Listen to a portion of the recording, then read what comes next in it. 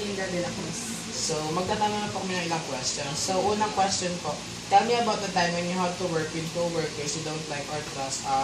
Bigay lang po kayo ng example sa buhay niyo na nagkaroon po kayo ng trabaho na ayaw niyo po sa katrabaho.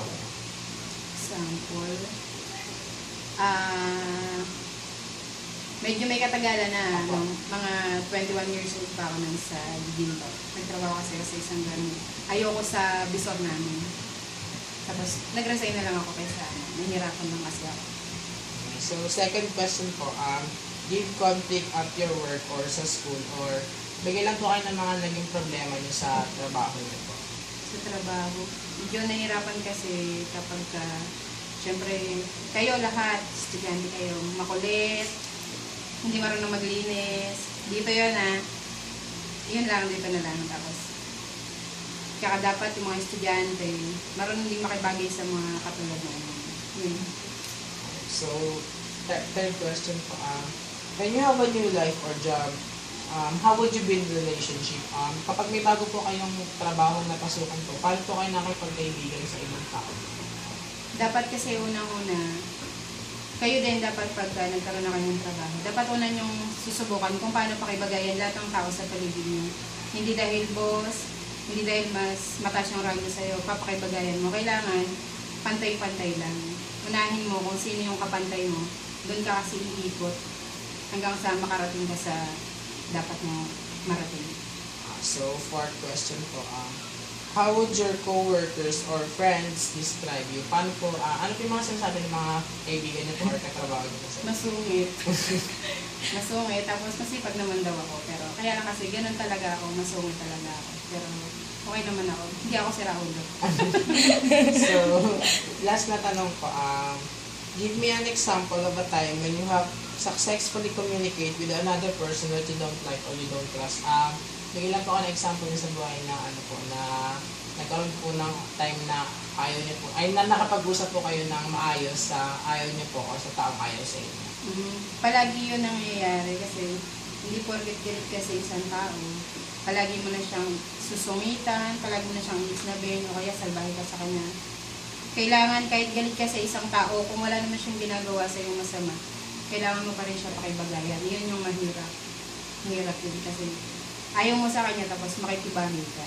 Kailangan kasi. So, salamat po sa time na binigay niyo po para Thank po you, sa Dave. coordinator. Salamat natin sa ma'am, pwede po namin mahingi yung full name niyo po. Juliana Tamayo Alvarez. So, interviewin po namin kayo about sa oral talk po namin na project. So, yung unang tanong po, tell me about the time when you had to work with co-workers you don't like or trust. Ka lang. Pagka nasa isang organization ka naman, hindi naman lagi na yung kasama mo, yung kagrupo mo, the same feather as you are. So, meron talaga na different yung ideas and different yung ideas, different yung knowledge, different din yung approach. So, working with them is just normal kasi ano yun part yun ng organization.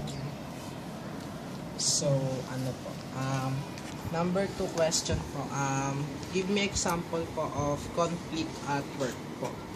Conflict at work, yung schedule. So, isa yun. Tapos, difference in behavior and personality. So, that also serve as conflict. So, now question number 3 po, when you have a new life or job, how would you build relationship? Building relationship is trusting other people. Also, giving opportunity for others. Hindi yung laging ikaw na lang, laging sa'yo na lang yung opportunity and you lost the chance to work with others. Question number 4 po, how would your co-workers or friends describe you po? Want ko sa kanila. Diba? Dapat sila tanongin mo. Hindi man kahit ano lang, kahit ano lang, parang yung sinasabi lang po Masungit. Masungit. Stricta. Yan. So, medyo ano doon. Yun yung common. So, last question po. Give me an example of a time when you When you were able to successfully communicate with another person that you don't like or you that don't like you. Okay. If, napasunod mo siya, tapos na-motivate mo siya to work on, students man yan o teachers, basta napasunod mo siyang gumawa, tapos naging cooperative kayo sa isa't isa, yun yung mga success indicators na may good relationship within. Thank you. For our third interview, we have Joshua Luna from UE Caloocan, a grade 12 student. So, for our first question, tell me about the time when you had a work with coworkers or friend that you did not like or trust. There are quite a lot of instances of that happening, especially since I moved from here, Palmasay, to UE. Especially when I started as a grade 11. When I first started at UE, since I was quite an unknown student, there was an animosity between me and my classmates, and there were a lot of arguments between me and them, especially when it comes to disagreements on what is right and what's wrong, especially in group works, quizzes, and assignments. Okay, so thank you. So for the second question, what are the conflicts that you've encountered at work or at school? Most of the conflicts isn't actually about whether I hate that person or not. Most of the conflicts was about who is wrong and who is right. And most of the time, it proves difficult because sometimes the person you're talking to, and sometimes even you, are not open to the suggestion that they are giving, and because of that inability to get your point across, it causes conflict between you and who you're talking with. The problem is that it goes both ways. Both of you can accept and not accept what each other is saying. So for the third question, when you have had a new life, new job, or something like that, how would you build relationship? To be honest, building a relationship in anything new, work, school, jobs, anything, the very, very first thing that you can do is to talk.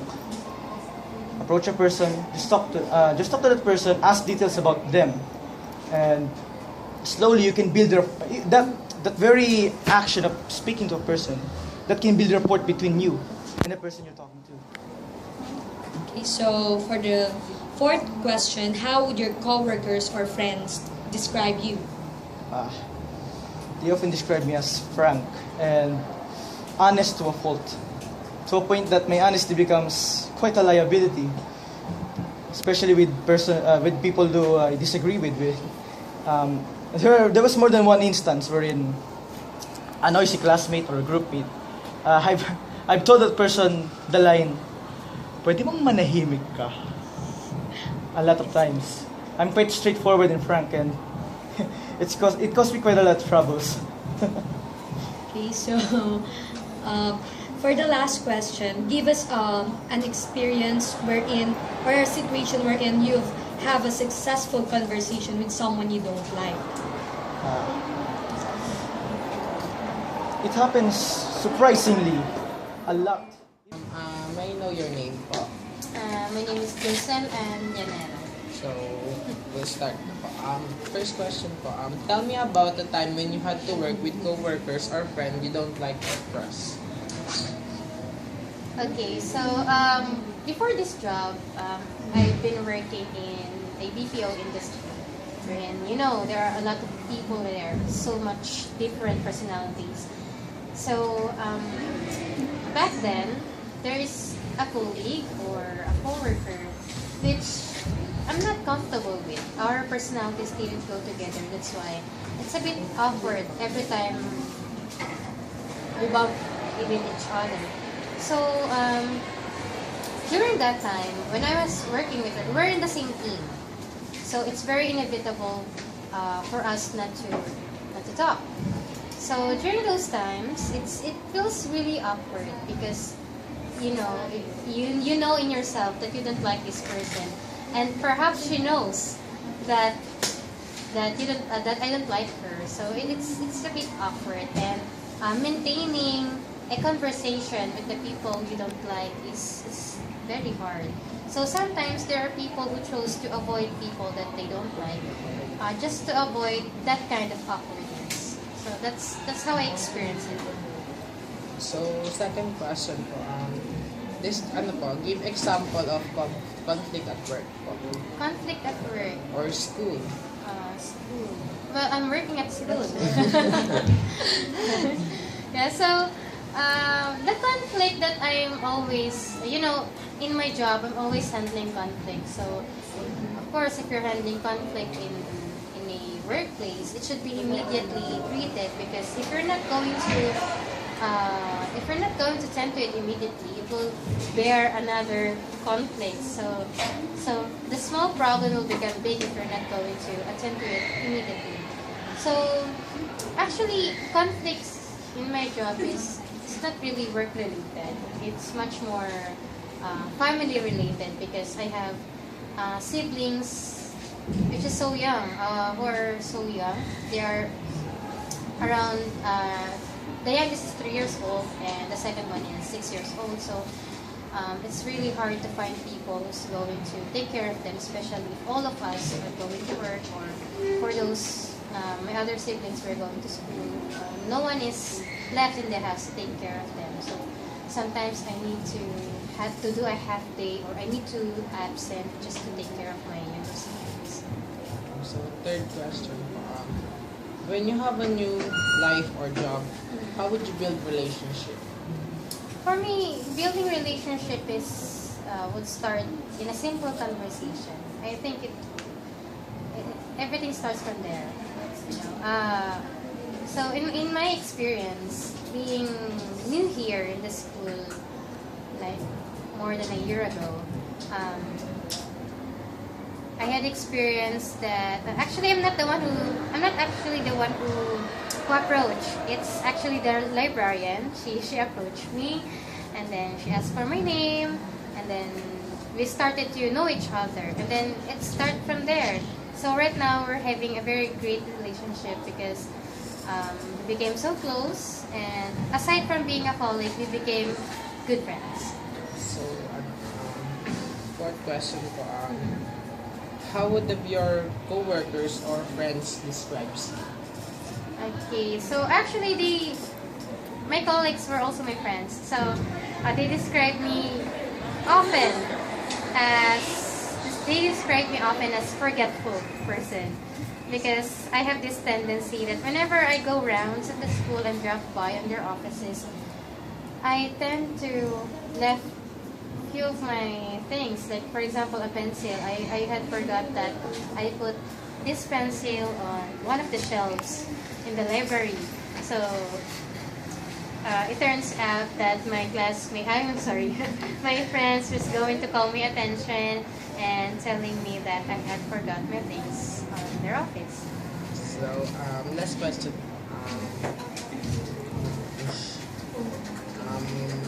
Give me a time when you were able to successfully communicate with another person that you don't like or that don't like. Okay. So, I'm not really sure about that person who doesn't like me. I'm not really sure if she doesn't really like me, because it was actually during a job interview, and then she is a supervisor in that company, HR supervisor, and then she said, "What if I don't like you?"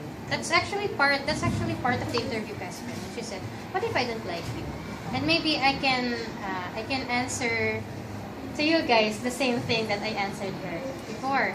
So I told her that whenever I'm going to work, I'll make sure that any personal emotion, or those emotions that sometimes hinders you from performing good, you have to forget that, because you are in the workplace. Work ethics should come first. So you have to be professional, you have to be civil. And I told her that if I'm going to do my job without being rattled by the way she treated me, like that. So if I can show her that I'm not affected by her personal emotions, then who knows, she might like me, right?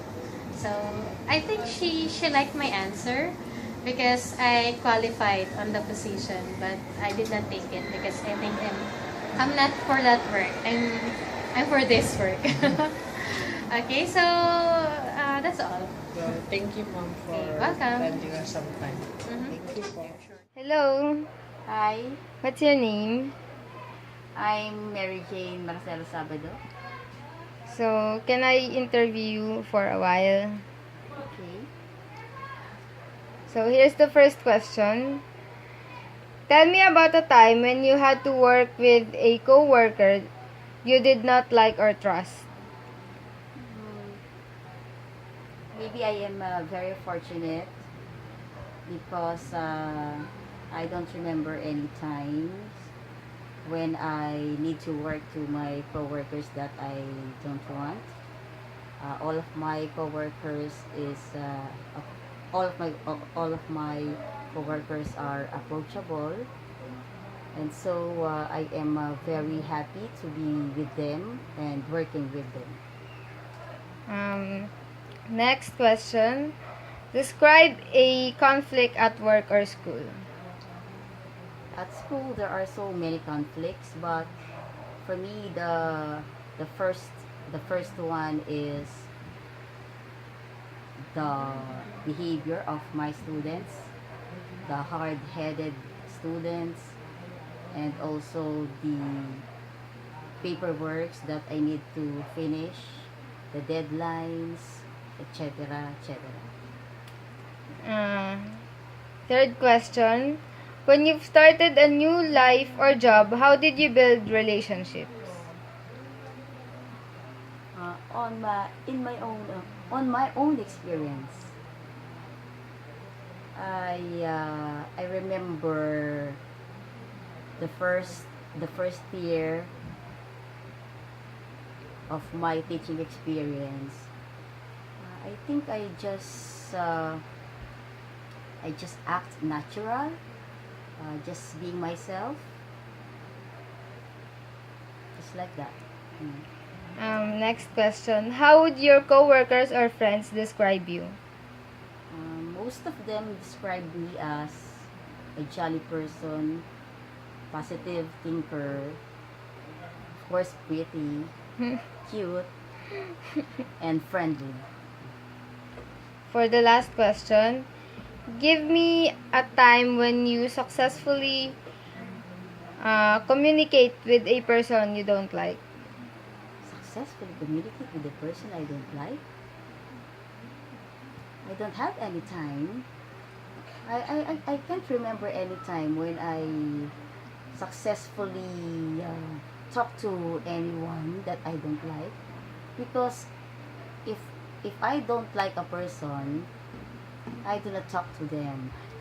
That's why only those that I want to talk with are the persons that I am conversing with.